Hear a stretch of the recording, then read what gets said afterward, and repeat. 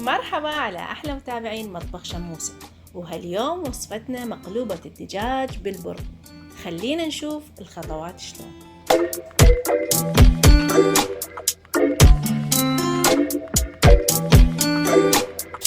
هسه مثل ما شفتوا حطيت البصل وذبلته بشوية زيت. راح أبدي أخلي قطع الدجاج أفخاذ الدجاج، حطيت بالمي شوية خل وملح حتى كل الزرافة أو الزفرة مال الدجاج تروح. ماكو بس فارلة فورة واحدة وخلاص. هسه بديت أرتبه بالجدر، يعني خليت الدجاج بهالشكل حتى من نقلب الجدر لأن هو مقلوبة يطلع الوجه الصحيح للدجاج. هسه راح أبدي أخلي مجموعة من البهارات المشكلة. يعني هنا راح أخلي شوية كمون، شوية كاري، لا مو شوية، شوية هواية كاري، كركم، بابريكا، حدة، رشة ثوم، فلفل أسود. الدجاج كلش الفلفل الأسود يطلع وياه طيب، ورشة ملح مبدئية. وهسه راح أخلي البوتيتا اللي قليناها. طبعا أنا عالقة النار بس مو على عالية، على الوسط مثل ما تسمعون شلون جاي عندي يتحمص البصل والدجاج حتى أضمن إنه الدجاج يستوي تماما. هسه تقريبا معدل كوب ماي مغلي راح أخليه على الدجاج وأغطي. هسه رشة ثانية صغيرة من الملح على البوتيتا، وراح أخلي تقريبا مقدار كوب ماي.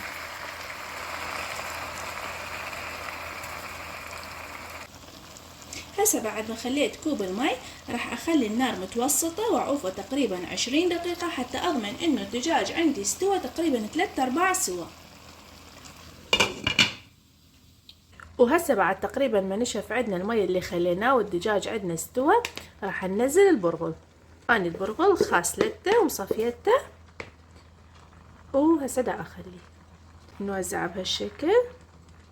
طبعا اللي ما يحب البرغل يقدر يخليه تمن، بس أنا حبيت أسويها مقلوبة برغل. هسه راح أخلي ملح، ولا تنسون إنه إحنا خلينا ملح للبوتيتا أو للدجاج، فلا نكثر ملح، راح نخلي بس حتى على مود البرغل همين يصير بيه ملح. عندي هنا مي مغلي راح نبدي ندوره على كيفنا من جهة واحدة حتى لا تتخربط عندنا الطبقات.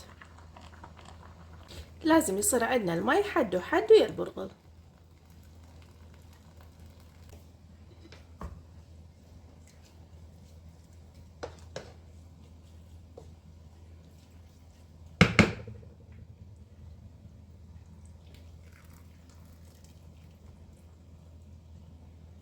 مثل ما تشوفون المي حطيته حد وحد ويا البرغل. هسه راح نتركه على نار عالية الى ان ينشف عندي المي. انصيه فد 10 دقائق وراها بين ما يتهدر البرغل عندي ويصير جاهز انه نقلب المقلوبة مالتنا. وهسه عندنا تهدرت المقلوبة، راح هسه نقلبها عندنا بالطبق.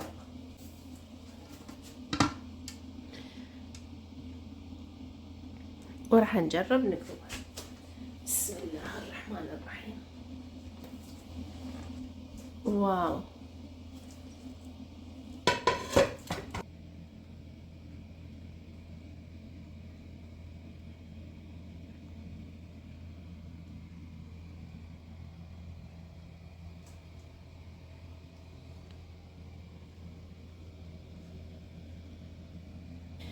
وهسه راح نجرب نذوق الطبق وياكم.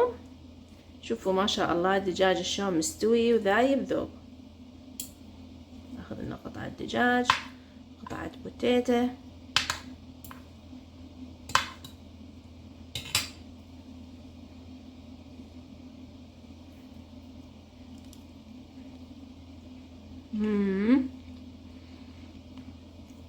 بصراحة كلش طيبة.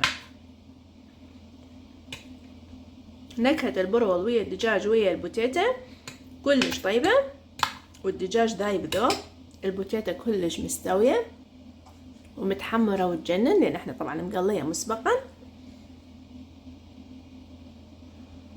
البرغل يعني ملوحته، نكهة التتبيل والبهار بيه كلش معتدلة ومناسبة.